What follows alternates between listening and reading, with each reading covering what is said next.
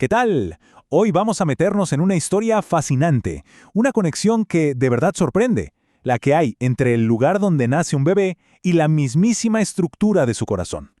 Es un viaje que nos va a llevar a lo más alto de los Andes para resolver un misterio médico bastante particular. A ver, pensemos en esto por un momento. ¿Será posible que la geografía, el simple hecho de nacer a miles de metros sobre el nivel del mar, pueda alterar cómo se forma un órgano tan vital? Suena un poco a ciencia ficción, ¿no? Pues esa es la pregunta que vamos a explorar. Nuestro misterio arranca en la increíble ciudad de Cusco, en Perú. Allá arriba, los médicos empezaron a notar algo raro, algo distinto en los recién nacidos. Una anomalía que no cuadraba con las estadísticas del resto del mundo y que apuntaba directamente a la altitud como la principal sospechosa. Ok, para que todos estemos en la misma página, definamos el término clave. Cuando hablamos de una cardiopatía congénita, nos referimos, en palabras sencillas, a un problema en la construcción del corazón que ocurre antes de nacer, mientras el bebé se está desarrollando. A nivel nacional, en Perú, las cifras son las esperadas. Hablamos de unos 8 casos por cada 1000 bebés nacidos vivos. Esto encaja perfectamente con el promedio global. Digamos que este es nuestro punto de partida, lo que se considera normal. Pero aquí es donde la historia da un giro total. Un estudio específico en Cusco revela una cifra que prende todas las alarmas: 18.5 por cada 1000, o sea, más del doble del promedio nacional. Algo definitivamente estaba pasando en las alturas. Si lo vemos en una gráfica, el impacto es todavía mayor. Miren esta comparación. No estamos hablando de una pequeña diferencia, ¿eh? Es un salto enorme que simplemente exige una explicación. ¿Por qué esta discrepancia tan pero tan grande? Ahí está el corazón de nuestro misterio. Bueno, para empezar a resolver esto tenemos que conocer a los sospechosos habituales. Así se les podría llamar a las cardiopatías congénitas más comunes que se ven en cualquier parte del mundo. Generalmente la lista la lidera la comunicación interventricular, o CIV. Es un agujerito entre las dos cámaras de abajo del corazón. Luego viene la comunicación interauricular, la CIA, que es algo parecido pero entre las cámaras de arriba. Y en tercer lugar, la persistencia del conducto arterioso, PCA. Este último es un vasito sanguíneo del feto que se tiene que cerrar solito después de nacer. Este es el orden que uno esperaría encontrar en cualquier hospital. Y aquí, justo aquí, es donde encontramos la pista más importante. Los investigadores en Cusco se dieron cuenta de que el orden de frecuencia de estas cardiopatías no era el de siempre. El patrón había cambiado. Y lo que encontraron fue un cambio radical en el ranking. A nivel del mar, el orden es el que ya vimos: CIV, CIA y PCA. Pero en la altura, en Cusco, ¡pum!, la persistencia del conducto arterioso, el PCA, salta al segundo lugar. Se vuelve mucho más frecuente que la CIA. Este detalle es el punto de quiebre de toda la investigación, la pista clave. Entonces, todo el misterio empieza a girar en torno a este fenómeno: la persistencia del conducto arterioso. Este pequeño vaso es fundamental para el bebé dentro del útero, pero está diseñado para cerrarse poco después de nacer. Es como un atajo que deja de ser necesario. Para poder entender todo esto, tenemos que empezar con una pregunta clave, una que nos pone justo en el centro del asunto. ¿Cómo se las arregla el sistema circulatorio de un feto si sus pulmones todavía no están respirando aire? La respuesta, van a ver, es una genialidad de la ingeniería biológica. Y esa respuesta nos lleva directo a la primera parte de este recorrido, a conocer una conexión que es, sin exagerar, esencial para la vida dentro del útero. Ok, aquí entramos en materia. El gran protagonista de nuestra historia es el conducto arterioso. Imagínenlo, es un pequeño vaso sanguíneo que funciona como un puente entre dos de las autopistas más importantes del cuerpo: la aorta y la arteria pulmonar. La mejor forma de entender para qué sirve es verlo justo así, como un atajo súper inteligente, una vía de desvío. Antes de nacer, los pulmones no se usan para respirar, así que ¿para qué mandarles un montón de sangre? No tiene sentido. Este conducto, entonces, desvía la sangre para que no pase innecesariamente por los pulmones. Ahora, vamos a visualizarlo con esta imagen para que quede súper claro. La AO que vemos ahí es la aorta, que lleva la sangre oxigenada a todo el cuerpo. Y la AP es la arteria pulmonar. El conducto es esa conexión que vemos entre las dos. Esto permite que la sangre se salte el circuito de los pulmones fetales que todavía no funcionan, y así la circulación sea mucho más eficiente. Pero, y aquí viene lo interesante, esta estructura no está diseñada para ser permanente, para nada. De hecho, su historia da un giro de 180 grados en el mismísimo instante en que un bebé toma su primera bocanada de aire. Y la secuencia es casi perfecta. El bebé nace, suelta ese primer llanto, los pulmones se expanden y de repente empiezan a trabajar. Ahora sí, ahora necesitan todo el flujo de sangre posible. El cuerpo capta esa señal y el conducto arterioso, que ya cumplió su misión, comienza a cerrarse. Ojo, esto no es que pase en un segundo, pero sí es bastante rápido. En la gran mayoría de los recién nacidos, en los primeros días de vida, este pequeño atajo se cierra por completo. Y así, toda la sangre se redirige hacia los pulmones para que se oxigene como debe ser. Pero como en toda buena historia, a veces las cosas no salen exactamente según el guión.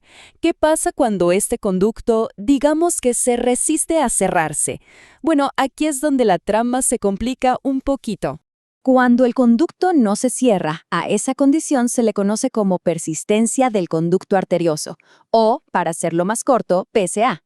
Esencialmente, el atajo fetal persiste. Se queda abierto en un mundo donde ya no solo no es necesario, sino que puede empezar a causar problemas. Y miren, este diagrama lo explica perfecto. Las flechas nos muestran el problema. Como el conducto sigue abierto, la sangre oxigenada de la aorta, que tiene muchísima más presión, se escapa de regreso hacia la arteria pulmonar. Esto termina inundando los pulmones con sangre extra y, claro, sobrecarga tanto a los pulmones como al corazón. Entonces, para que quede claro, estamos hablando de una sola estructura, un mismo conducto, pero con dos destinos posibles y completamente diferentes. Uno es parte de un desarrollo normal y perfecto, y el otro, pues, es una condición que necesita atención. Vamos a ponerlo en blanco y negro. Por un lado, el camino ideal. El conducto cumple su función fetal, se cierra y se transforma. Misión cumplida. Por el otro, la persistencia, lo que llamamos PSA. El conducto se queda abierto, creando un flujo de sangre anormal entre esas dos grandes arterias. Ok, y para cerrar el círculo de la historia normal, ¿qué pasa con el conducto una vez que se cierra? ¿Se desvanece? Pues no exactamente. Se transforma en algo llamado ligamento arterioso. Piénselo como una pequeña cicatriz, una bandita de tejido que se queda ahí para toda la vida, como un recuerdo de esa conexión fetal tan importante. Muy bien, hagamos un repaso súper rápido para que nos llevemos las ideas principales. Primero, el conducto arterioso es una parte normal y necesaria del desarrollo fetal. Segundo, está programado para cerrarse después del nacimiento. Tercero, si no lo hace, esa condición se llama persistencia del conducto arterioso, o PSA. Y cuarto, un conducto que se cierra con éxito se convierte en el ligamento arterioso. Sencillo, ¿verdad? La historia del conducto arterioso es solo un ejemplo, uno, de las transformaciones alucinantes que nuestro cuerpo realiza sin que nos demos cuenta. Y esto nos deja con una pregunta fascinante, ¿no creen? ¿Cuántos otros procesos de adaptación igual de ingeniosos estarán ocurriendo ahora mismo en nuestro cuerpo? La biología, de verdad, nunca deja de sorprendernos. Pues bueno, en la altura, parece que este atajo se queda abierto con demasiada frecuencia, y ese es nuestro gran protagonista. La gran pregunta ahora es, ¿por qué? ¿Qué tiene el aire de las alturas que hace que este conducto no se cierre como debería? La respuesta, como vamos a ver, está literalmente en el aire que se respira. Miren, el proceso normal es una maravilla. Cuando el bebé toma su primera bocanada de aire, los pulmones se expanden y la sangre se llene de oxígeno. Ese aumento repentino de oxígeno es como una señal, un interruptor biológico que le da la orden al conducto arterioso para que se contraiga y se cierre. Y aquí está la hipótesis principal.